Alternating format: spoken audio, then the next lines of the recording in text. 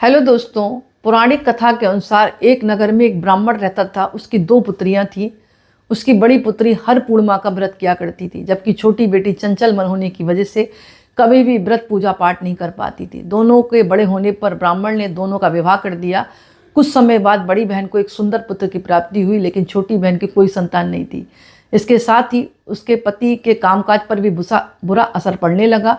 ससुराल वालों को जब ये समझ में नहीं आया तो उन्होंने एक ज्योतिष को बुलाकर पूछा, ज्योतिषी को, इसकी वजह क्या है। तब ज्योतिष ने बताया कि इन सब की वजह है पूर्णिमा का व्रत, जो इसने नहीं किया और किया भी तो अधूरा छोड़ दिया, जिसके कारण तुम्हारी संतान पैदा होते ही मर गई या फिर हो नहीं रही। अगर आप पूर्णिमा का व्रत विधि विधान से करेंगे तो संतान की दीर्घायु होगी और और संतान भी जल्दी प्राप्त होगी। इस बात को छोटी बहन से अच्छी तरह समझा दिया। ऐसे में उसने पूर्णिमा का व्रत किया, लेकिन अगली बार जब उसे संतान हुई तो उसकी भी मृत्यु हो गई। अपनी बहन से मिलने बड़ी बहन आई। ऐसे में छोटी बहन से एक पाटा में अपनी मरी हुई संतान को रखकर कपड़े से ढक दिया और उसी के ऊपर अपनी बहन को उसने बैठने के लिए कहा। जैसे ही बड़ी बहन उसमें बैठती है तो क्या होता है पता है, जैसे ही बैठती है, उसने तो नीयत उसकी छोटी वाली की खराब थी, लेकिन उसने उसको बैठालकर उसके ऊपर कपड़ा ढक दिया मरे हुए बच्चे को। लेकिन जैसे ही मरी संतान पर बहन बैठी तो कहा जाता है कि उसका बच्चा जीवित हो गया।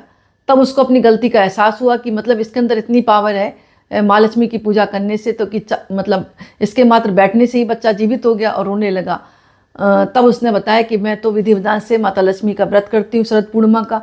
तुमने शरद पूर्णिमा का व्रत अच्छी तरह नहीं करा, इसीलिए ऐसा हुआ है। देखो, मेरे बैठने के प्रताप से ही माँ लक्ष्मी ने आशीर्वाद दिया और आपका बच्चा जो है पुनः जीवित हो गया। तो उसने माफ़ी मांगी।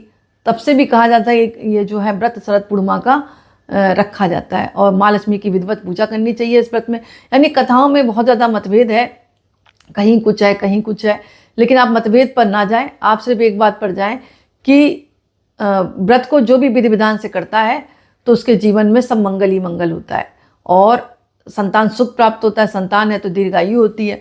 और वैसे भी कठिन व्रत तो है नहीं।